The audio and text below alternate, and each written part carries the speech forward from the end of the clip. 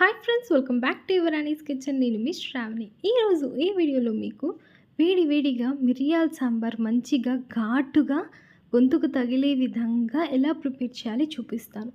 చాలా ఈజీ, కాకపోతే ఏవేవి ఎంతెంత క్వాంటిటీ వేయాలి, ఫర్ ఎగ్జాంపుల్ పప్పు ఎంత వేయాలి అండ్ మసాలా పౌడర్ కోసం ఏవేవి ఇంగ్రీడియంట్స్ ఎంతెంత క్వాంటిటీలో వేసుకోవాలి అండ్ ఎంతసేపు బాయిల్ చేసుకుంటే పర్ఫెక్ట్ టేస్ట్ అనేది వస్తుందన్నది ఈ వీడియోలో మీకైతే చూపిస్తాను.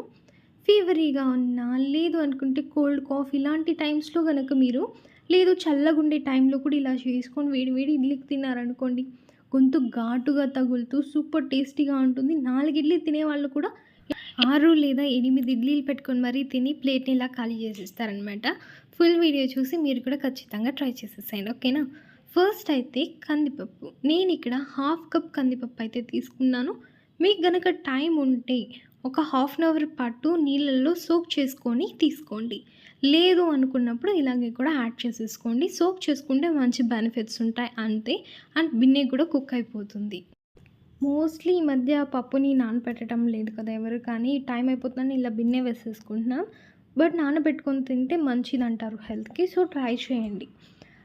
4 నుంచి 5 తెల్లగడ్డ పీసెస్ అండ్ కొంచెం పసుపు, ఒక 1/2 టేబుల్ స్పూన్ చాలు. తెల్లగడ్డ దీనికి మ్యానిడేటరీ, మంచి టేస్ట్ ఇస్తుంది. అండ్ ఒక 2 గ్లాసెస్ వాటర్ని వేసేసుకోండి. పెద్ద సైజ్ గ్లాస్ సరిపోతుంది. మనం పప్పు ఉడికేటప్పుడు మనము సాల్ట్ వేసుకోమండి. సాల్ట్ కనుక వేసుకున్నామంటే పప్పు అనేది అంత ఈజీగా ఉడుకుదనమాట. సో గ్యాస్ టర్న్ ఆన్ చేసేసి కుక్కర్ మూత పెట్టేసి ఒక 3 విజిల్స్ వచ్చేంత వరకు వదిలేసేయండి. 3 విజిల్స్ వచ్చిన తర్వాత ప్రెషర్ అణుగుతుంది కదా, దాని తర్వాత విజిల్ తీసేసిన తర్వాత చూస్తే కన్సిస్టెన్సీ అయితే పర్ఫెక్ట్గా ఇలాగే ఉంటుంది. మనం పప్పు నానబెట్టుకోలేదు కాబట్టి లైట్గా కొంచెం గింజగా ఉంటుందన్నమాట. ఏం పర్లేదు, మనకి పప్పుకి అలా ఉంటేనే బాగుంటుంది. ఈ మాత్రం కొంచెం సాఫ్ట్గా కుక్ అయిపోతే చాలు. లైట్గా గరిట, లేదు అంటే పప్పు ఎనిపేది ఉంటుంది కదా, అందులోకి లైట్గా అలా ప్రెస్ చేసుకుంటూ ఈ తెల్లగడ్డని, అదేవిధంగా పప్పుని కొంచెం కొంచెం మ్యాష్ చేసుకోండి, చాలు అంతే. నాకు ఈ స్టిక్కే బాగా మంచి స్ట్రాంగ్గా ఉందన్నమాట లాగా. సో నేను దీంతోనే పప్పుని లైట్గా ఎనిపేసుకున్నాను, అలాగ క్రష్ చేసేసుకొని అంతే. అలాగని నేను మొత్తం పప్పు మొత్తాన్ని మ్యాష్ చేసేసుకోను అనమాట. ఒక 1/2 పప్పు మాత్రం మ్యాష్ చేసేసుకొని మిగిలింది అలా పప్పు పప్పుగా ఉంటేనే బాగుంటుంది. అది కూడా సాఫ్ట్గా కొంచెం అలా హ్యాండ్తో తుంచితే సాఫ్ట్గా అయిపోతుంది. అంత బాగా అయితే కుక్ అయిపోయింది మనకి. ఒక 3 విజిల్స్ పెట్టుకోండి, పర్ఫెక్ట్గా కుక్ అయిపోయింది. ఇప్పుడు కన్సిస్టెన్సీ బాగా తిక్కుగా ఉంది కదా, ఈ స్టేజ్లో కొంచెం దీన్ని పక్కన పెట్టేసేయండి. నెక్స్ట్ మనం మసాలా ఎలా ప్రిపేర్ చేసుకోవాలి, మసాలా పౌడర్ సాంబార్కి చూపిస్తా, ఓకే. ఒక కడాయి తీసుకొని ఉద్దిపప్పు, పచ్చనిపప్పు 1 టేబుల్ స్పూన్, మెంతులు ఒక 10 నింబడి చాలు, ధనియాలు ఒక 1 table spoon, full table spoon తీసుకొని మంచిగా లో ఫ్లేమ్లో పెట్టేసుకోండి. మహా అంటే ఒక 2 మినిట్స్ టైం పడుతుంది, ఏం కాదు. ఓపిగ్గా మంచిగా ఫ్రై చేయండి. మీకు ఆ అరోమా స్మెల్ వస్తుందన్నమాట. అంతవరకు మంచిగా ఫ్రై చేసుకుంటూ రండి. మళ్ళీ చెప్తున్నాను, మీకు మంచి అరోమాటిక్ స్మెల్ వచ్చేంత వరకు లో ఫ్లేమ్లో పెట్టుకొని ఓపిక్గా ఫ్రై చేసుకోండి, ఓకేనా. కొంతమంది వచ్చేసి ఓపిక్గా ఫ్రై చేస్తారు, బట్ కడాయి కొంచెం ఎక్కువ వేడిగా ఉంటుంది కదా, అలాగే వదిలేస్తారు. గ్యాస్ టర్న్ ఆఫ్ చేసేసి ఆ కడాయి వేడి ఉండేసరికి పప్పులు ఇంకా కొంచెం మాడిపోతాయి అన్నమాట. సో ఫ్రై చేసింది పక్కన ప్లేట్లోకి పెట్టేసుకోవాలి. ఒక్క ఎండుమిర్చి చాలండి. ఒక్క ఎండుమిర్చి 2గా తుంచి వేసేసుకున్నాను. ఫ్రై చేసేసుకుందాం. మంచి అరోమాటిక్ స్మెల్ వచ్చిన తర్వాత ఒక ప్లేట్లోకి తీసేసుకొని పక్కన పెట్టేసుకుందాం. నెక్స్ట్ ఇప్పుడు అదే కడాయిలోకి మిరియాలు, ఒక 50 మిరియాలు వరకు, ఒక 50 నెంబర్ మిరియాల వరకు తీసుకొని మంచిగా ఫ్రై చేసుకొని పక్కన పెట్టేసుకోండి. మనకి వన్స్ ఇప్పుడు దీన్ని పౌడర్ చేసామంటే ఒక 2 టేబుల్ స్పూన్స్ వస్తుంది అంతే అండి. ఒక 1 టేబుల్ స్పూన్ ఇప్పుడు యూస్ చేసేసుకొని ఒక 1 టేబుల్ స్పూన్ ఎత్తి పెట్టుకొని నెక్స్ట్ టైం చేసినప్పుడు యూస్ చేసుకోండి అంతే. ఇప్పుడు ఒక కడాయి తీసుకొని ఒక 2 టేబుల్ స్పూన్స్ ఆయిల్, ఒక 1/2 టేబుల్ స్పూన్ ఆవాలు చాలు. నెక్స్ట్ ఇందులోకి కట్ చేసి పెట్టుకున్నటువంటి ఆనియన్స్, ఆ ఆనియన్స్ కూడా రఫ్గా కట్ చేసుకుంటే సరిపోతుంది. మరి చిన్న చిన్నగా కట్ చేసుకోవాల్సిన అవసరం అయితే అస్సలు లేదు. రఫ్గా అలా కట్ చేసేసుకొని ఒక 1/2 ఆనియన్, లేదు అంటే మీడియం సైజ్ ఆనియన్ ఒకటి తీసుకొని మంచిగా ఫ్రై చేసేసేయండి. ఆనియన్స్ ఎలా కన్సిస్టెన్సీలో రావాలి అంటే గోల్డెన్ కలర్లోకి రావాలి. వన్స్ ఆ కలర్లోకి వచ్చింది, మనము స్పైసీనెస్ కోసం 2 పచ్చిమిరపకాయలని, లేదు అనుకుంటే 2 ఎండుమిరపకాయలు. నేనైతే ఇంట్లో పచ్చిమిరపకాయలు, సో ఎండుమిరపకాయలు 2 వేసేస్తున్నా. నెక్స్ట్ టొమాటో కూడా ఒక మీడియం సైజ్ టొమాటో ఒక్కటి తీసుకోండి చాలు. లేదు అనుకుంటే ఆనియన్ ఎంత క్వాంటిటీ అయితే తీసుకున్నారో దాంట్లోకి ఒక హాఫ్ క్వాంటిటీ టొమాటోస్ అంతే. ఏం లేదు చిటపట అంటుందంటే ప్లేట్‌లో కొంచెం వాటర్ ఉండిందనమాట. అది కూడా కలిపి పోసేసాను టొమాటోస్‌తో పాటు. సో, చిప్పటి చిప్పటని ఎగురుతుంది అంతే. మంచిగా టొమాటోస్ మగ్గిన తర్వాత ఒక హాఫ్ టేబుల్ స్పూన్ పసుపు పొడి, ఒక half table spoon chilli powder. Chilli powder మ్యాండేటరీగా వేసుకోండి. ఒక మంచి స్పైసీ టేస్ట్ ఇస్తదనమాట. ఆల్రెడీ మనం మిరియాలు వేసుకున్నాము. ఒక 2 మిరపకాయలు వేసాం. చూసి ఒక హాఫ్ టేబుల్ స్పూన్ వేసుకుంటే చాలు. కుక్ చేసుకున్న పప్పుని ఇందులోకి వేసేసి మంచిగా ఫ్రై చేయండి. ఎంతసేపురా అంటే ఈ పప్పు మొత్తం నీళ్ళని అబ్జర్వ్ చేసేసి కొంచెం గట్టిగా కన్సిస్టెన్సీలో లైట్ బ్రౌన్ కలర్‌లోకి టర్న్ అయిపోతుంది. అంతవరకు మంచిగా ఫ్రై చేసుకొని, ఇప్పుడు మనం మిగిలిన పప్పులో నీళ్ళు వేసుకొని ఇందులోకి వేసేసుకోవడమే.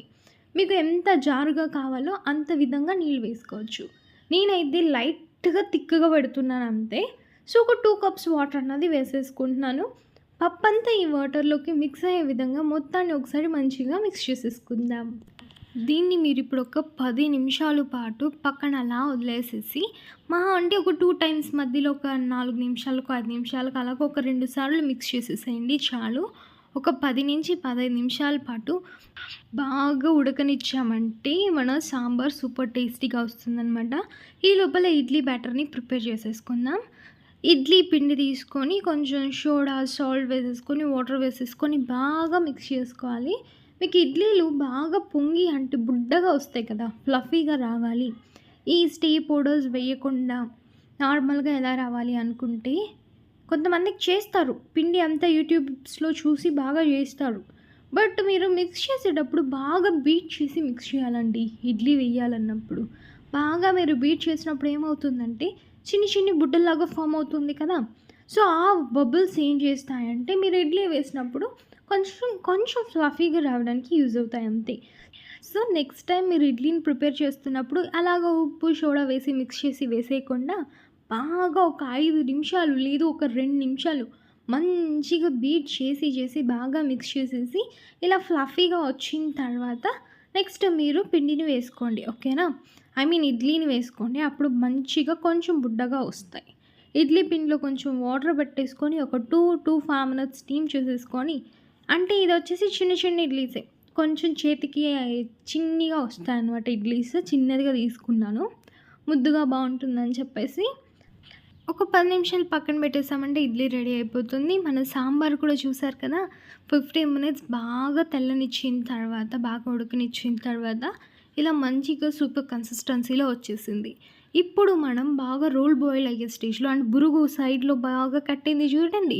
ఈ స్టేజ్‌లో కరెక్ట్‌గా మనం ప్రిపేర్ చేసుకున్నటువంటి పౌడర్‌ని ఒక 1 టేబుల్ స్పూన్ వేసేసుకోండి.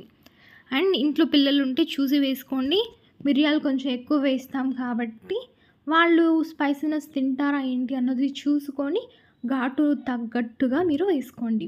అండ్ ఈ స్టేజ్‌లో మీరు ఒకసారి సాల్ట్ సరిపోయిందో లేదో చూసుకొని ఒకసారి కొంచెం సాల్ట్ వేసేసుకోండి. బేసిక్‌గా నేను ఫస్ట్ నుంచి సాల్ట్ వేయడం మర్చిపోయాను. లాస్ట్‌లో మా మమ్మీ గుర్తు చేస్తే వేశాను. సో, మీరు స్టార్టింగ్‌లోనే వేసేసుకొని కుక్ చేసుకోండి. ఓకే. సో, మొత్తాన్ని ఒకసారి మిక్స్ చేసేసుకొని పౌడర్ వేసిన వెంటనే జస్ట్ ఒకసారి టేస్ట్ చూడండి. అంతా ఓకే అన్నప్పుడు గ్యాస్ స్టవ్ ఆఫ్ చేసేసి ఒక 2 నిమిషాలు పక్కన పెట్టండి. దాని తర్వాత నచ్చితే కొత్తిమీర చల్లుకోండి. లేదు అంటే అది కూడా అవసరం లేదు. వేడి వేడిగా ఇడ్లీని తీసి ప్లేట్‌లో పెట్టుకొని వేడి వేడి మిరియాల సాంబార్ వేసుకొని తింటుంటే ఉంటుంది. నాకు మా చెల్లెలకైతే ఎప్పుడన్నా ఫీవర్ వచ్చినా, లైట్ కోల్డ్‌గా ఉన్నా, లేదు క్లైమేట్ చల్లగా ఉంది, వాన పడే టైమ్స్ అలాంటి టైంలో మా మమ్మీ మోస్ట్‌లీ ఇలాగా మిరియాల సాంబార్ పెట్టిస్తారు. మంచి ఘాటు గొంతుకు తగులుతూ ఉంటుంది. కొంతమందికి ఫీవర్ ఉన్నప్పుడు ఏం తినాలనిపించదు కదా! అలాంటి టైంలో ఇలాగ పెట్టి ఇవ్వండి సూపర్‌గా తింటారు. అండ్ మిరియాలు వేసి పెప్పర్ చికెన్ ఫ్రై కూడా చేసి కారంగా చికెన్ ఫ్రై కానీ, మటన్ ఫ్రై కానీ చేసి పెట్టేసామనుకోండి, తిన్నామంటే అంతే. ఆ ఘాటుకి కొంచెం అలా తైలం పూసేసుకొని నిద్రపోసినామంటే నెక్స్ట్ లేసి చూసేసరికి ఫీవర్ అంటే ఏం కూడా ఉండదు. ఫ్రెష్ అయిపోయి ఉంటామనమాట. సో, ఖచ్చితంగా ట్రై చేసి ఎలా ఉంది ఏంటి అన్నది కామెంట్ సెక్షన్‌లో కామెంట్స్ చేయండి. ఓకే. బాయ్.